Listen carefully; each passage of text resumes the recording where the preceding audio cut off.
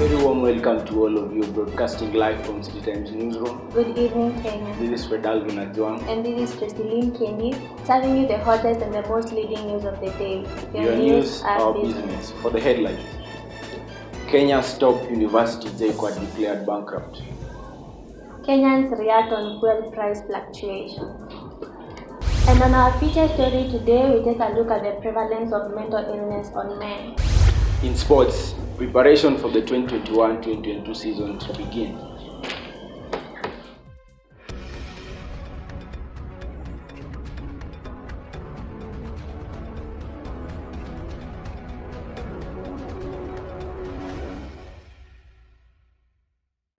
In the report laid in the table of the House, Auditor General Nancy Gathungu indicated that Jomo Kenyatta University of Agriculture and Technology is insolvent.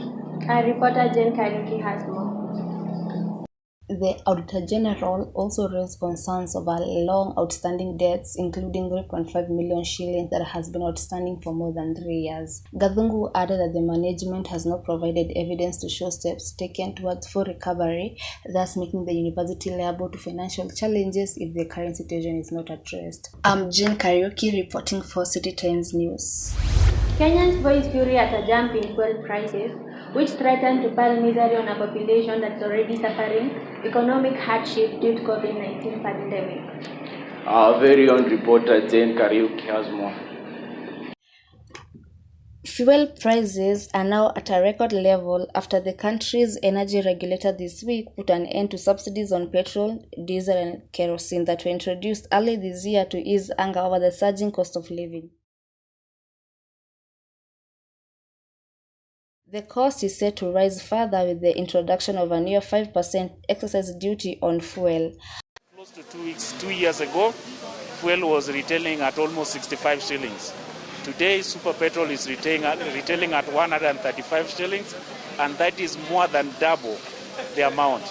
This is putting a strain on our pockets because the pandemic has also made it very difficult for us to have our normal lives.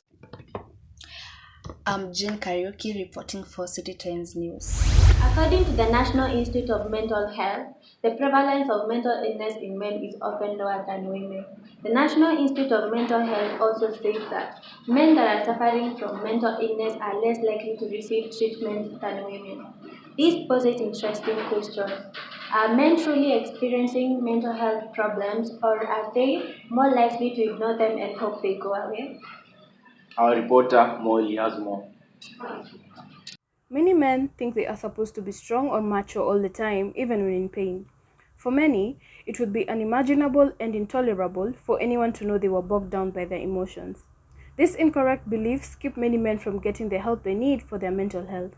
To help with the issue, the National Institute of Mental Health has offered online resources that provide detailed information about mental health for patients and their families.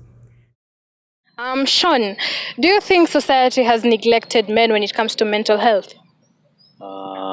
Apparently, yes, I think so. Because when it comes to mental health issues, first of all, kwa society haziongelelewi, plus people are not aware, and the biggest proportion or the percentage yenye iko nayo shida sana ni wanaume, simply because men don't speak for themselves, that is one, and still kuna ile belief ati mwanaume ndo anafaa kuwa anafanya kila kitu like ako all rounded. Because of gender, unaangalia to overlook sana sana when things are affecting ladies, and we assume wanaume wapiti the same problems. Okay. Thank you for your time, Sean. And now we move on to our next interviewee. And for our next interviewee, I'm joined by Jim. Hi, Jim. Fine. What's your take on mental health? Do you think the society has neglected men when it comes to mental health issues? Actually, it's one of the challenges that the current society is facing. In the name of, sometimes we undergo mental trauma, and then we begin to look for solutions that sometimes are not consistent to provide enough solutions. What are these solutions? So, like, one of the things when someone is facing is being affected mentally is to seek the psychologists for more guidance, maybe to share the problems he or she is going through. And compared to the past, do you think men have come out more when it comes to speaking out about their mental issues? Naturally, as I can say, from the past times, there's this idea of a man should keep himself his whatever his problems to himself rather than sharing them out.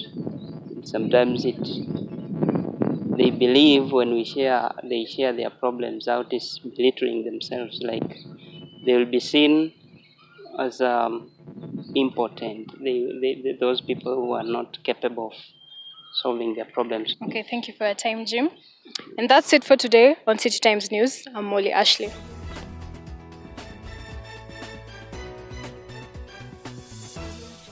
And on to the sports news. The 2020-21 season ended on 30th October when Zayquat Panthers won the league. Now the 2021-2022 season is just around the corner. As the preseason kicks into high gear and teams shake off the rust, all the key dates are starting to form. This season is shaping up to be dynamic with increased investment in the teams. I'm now joined by the Panthers coach, Mr. Francis. Good evening, Mr. Francis. Good evening to you. How are the ongoing trials? The trials are it's good. We have so many players who have come to try and showcase their talent. Yeah, we are happy with what we are seeing now. And how are you preparing for this upcoming season? Yeah, we are working hard. I know we are preparing very well for the very busy coming season. Are there any new exciting talents around? Yes, we have very new exciting talents around the campus and also outside the campus. So we want to look at the best of the best so that we can have a very good team for next season. Okay. Yes. Thank you. And that's it for City Time Sports. I'm Molly Ashley.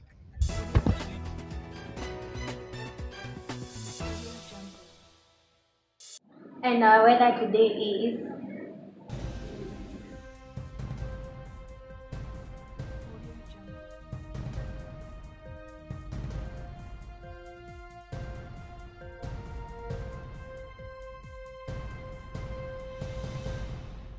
And now, as we near the end of our news segment, today we focus our spotlight on Dr. Cliff Omingo, aspiring Member of Parliament of Langata, here with us.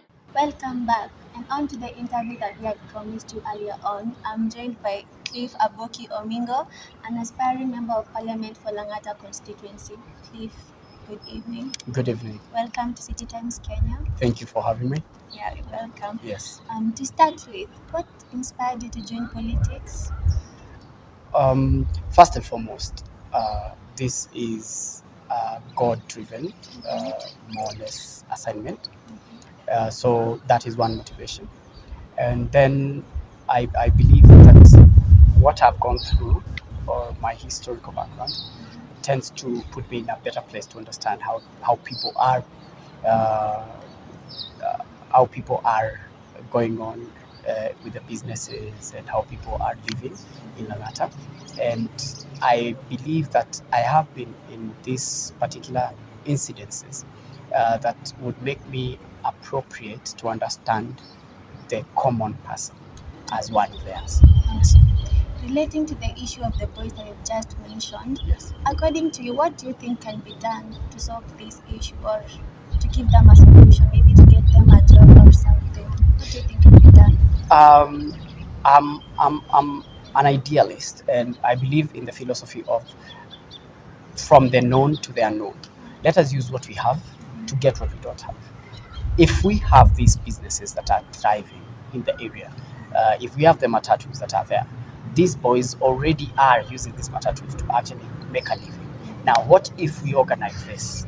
We organize this industry, the transport industry, we organize it, and we make sure that when they wake up, we have them in a portal.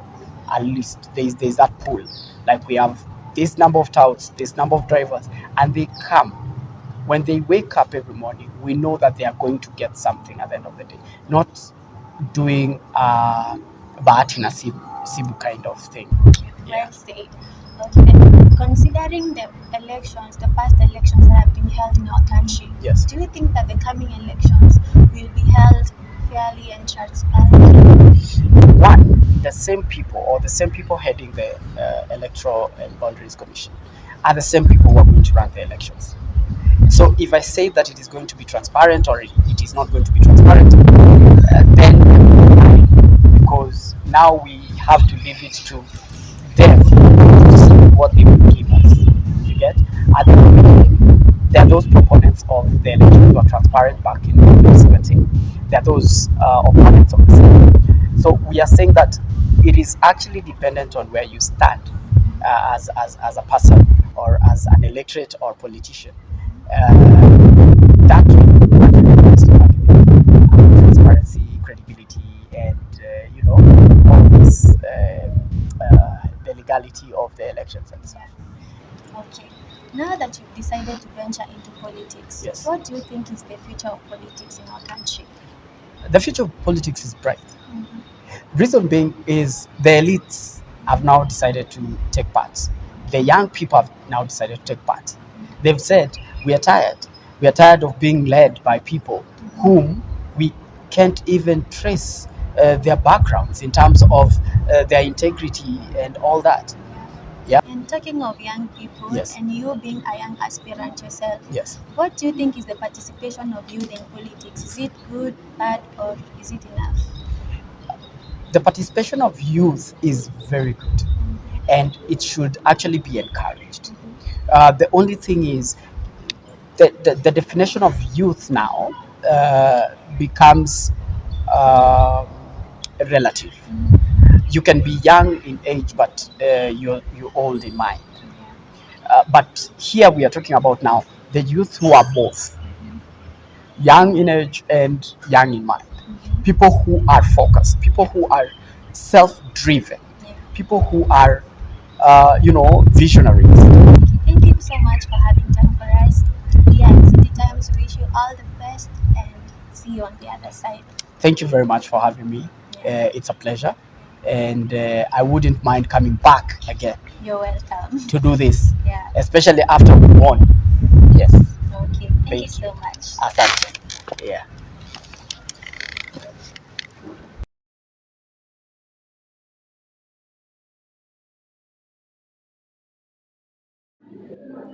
As we close our today's news, we leave you with a food for thought. Should we risk losing brilliant students with a multitude of potential after the fee policy imposition in JKUAT? Or should the institution close its gates? I'm Fredalvin Adjuang. And I'm Tracy Lynn Kendi. And from all of us at City Times, good night.